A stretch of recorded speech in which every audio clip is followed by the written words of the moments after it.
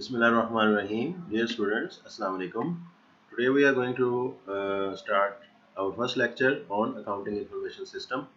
And before I go to define the term accounting information system, first of all, we need to have to understand the term of system.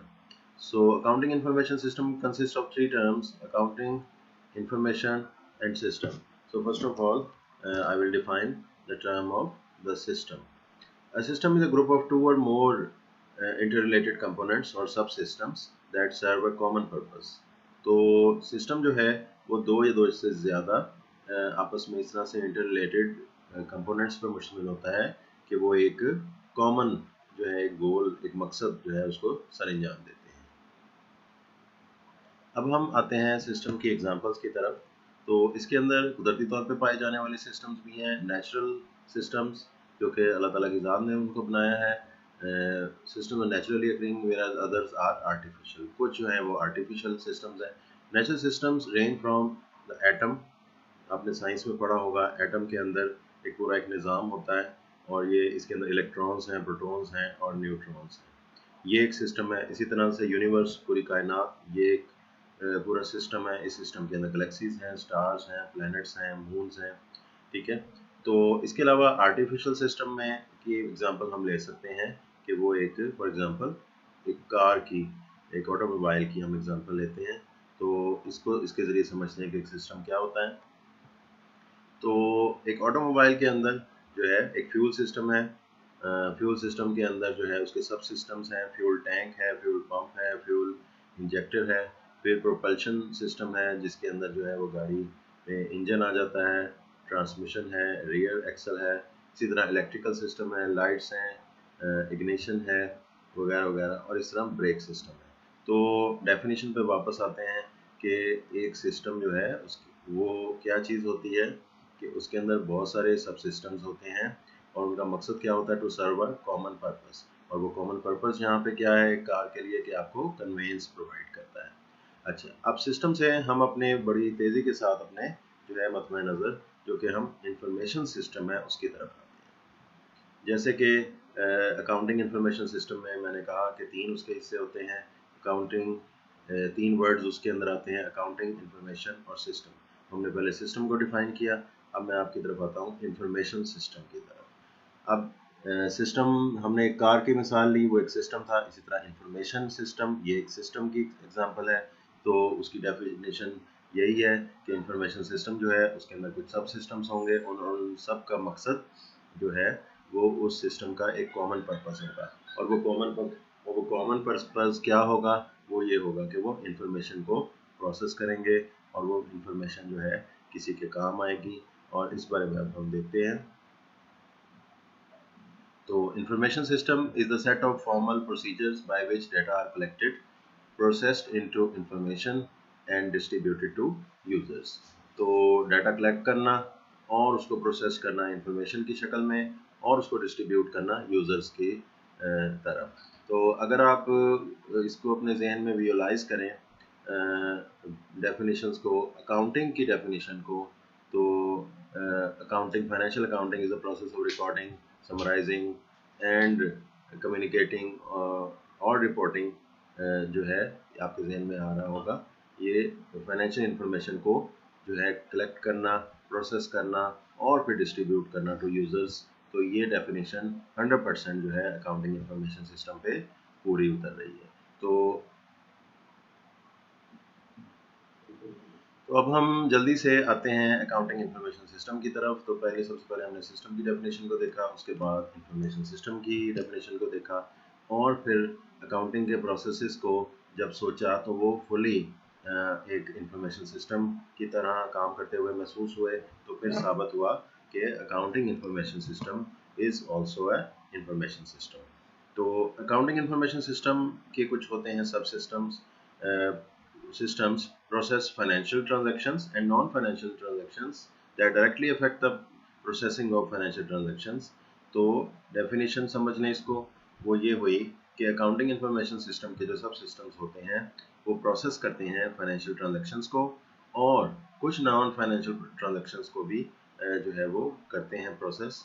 कौन सी non financial transaction that directly affect the processing of financial transactions. तो ऐसी non financial transactions जो कि directly असरअंदाज होती हैं financial transactions पे, उनको भी प्रोसेस करता है अकाउंटिंग इंफॉर्मेशन सिस्टम। तो ये एक हुई डेफिनेशन अकाउंटिंग इंफॉर्मेशन सिस्टम की। अब यकीनन आपके जहन में ये आ रहा होगा कि इसको हम किसी तरीके से एक एग्जांपल के जरिए समझते हैं। Yes sure. तो for example changes to customers names and addresses are processed by accounting information system to keep the customers file current।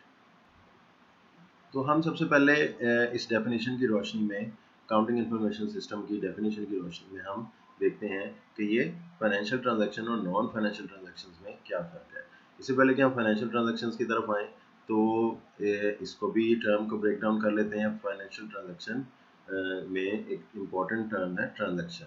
तो transaction is an event that affects और is of interest to the organisation and is processed by its information system as a unit of work. तो transaction जो है एक ऐसा वाक़या है, event है, जो कि एक ऑर्गेनाइजेशन की दिलचस्पी का बायस होता है और उसको उसका इंफॉर्मेशन सिस्टम प्रोसेस करता है। तो अब ट्रांजैक्शन के अंदर जो है वो दोनों टर्म्स को जानना ज़रूरी है, क्योंकि हमारी डेफिनेशन में फाइनेंशियल ट्रांजैक्शन का भी जिक्र है, नॉन फाइनेंशियल ट्रांजैक्शन का भी जिक्र है। तो साफ ज़ाहिर है कि ट्रांजैक्शन के साथ अगर हमने लफ्ज़ फाइनेंशियल लगा दिया तो it becomes the financial transaction. So is an economic event that affects the assets and equities of the organization and is reflected in its accounts and is measured in monetary terms। Financial transaction, simple सी बात है कि जो definition में कहने की कोशिश की है, फाइनेंशियल ट्रांजैक्शन जो है वो आपके एसेट्स एंड इक्विटी को अफेक्ट करती है।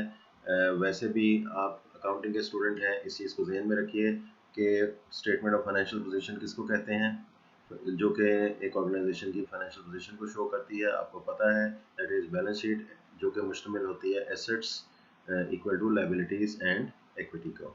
तो एसेट्स एंड इक्विटीज़ को जो है इन्होंने कहा कि अफेक्ट करने वाली जो जितनी भी ट्रांजैक्शंस होंगी वो जो है जो भी ऑर्गेनाइजेशन की इन चीज़ों को अफेक्ट करेगी, ये फाइनेंशियल ट्रांजैक्शन कहलाएगी।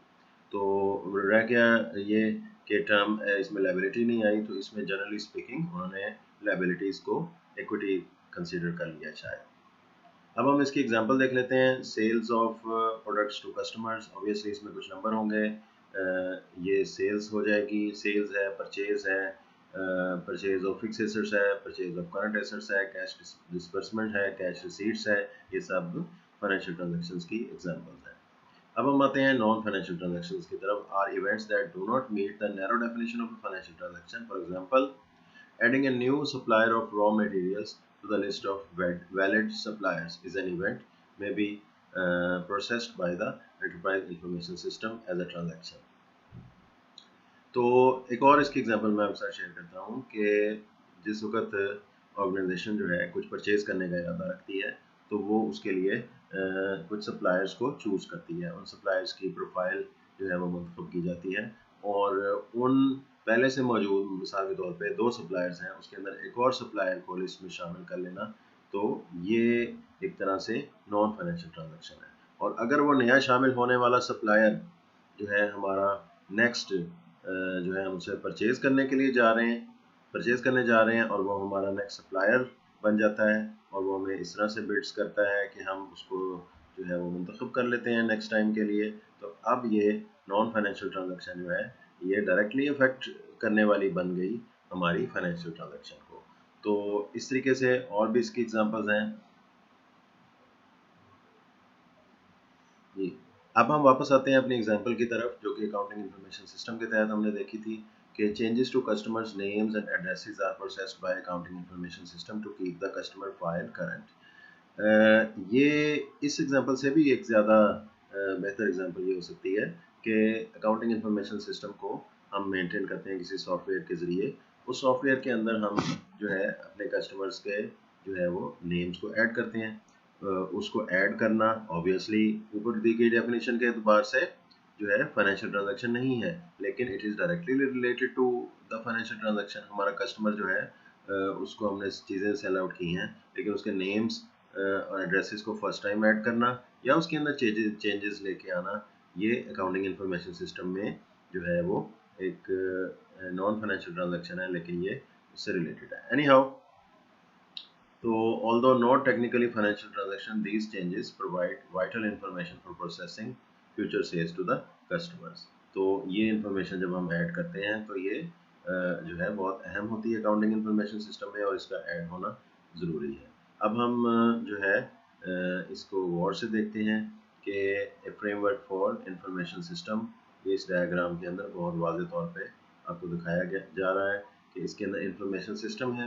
इंफॉर्मेशन सिस्टम के जो है दो कंपोनेंट्स इधर शो किए जा रहे हैं, एक है अकाउंटिंग इंफॉर्मेशन सिस्टम, दूसरा है मैनेजमेंट इंफॉर्मेशन सिस्टम। तो मैनेजमेंट इंफॉर्मेशन सिस्टम भी बहुत अहम है, और अकाउंटिंग इंफॉर्मेशन सिस्टम पे हम ज़रा कंसंट्रेट करते हैं, और इसकी डिटेल्स हम थोड़ी देर में उसकी तरफ भी आते हैं।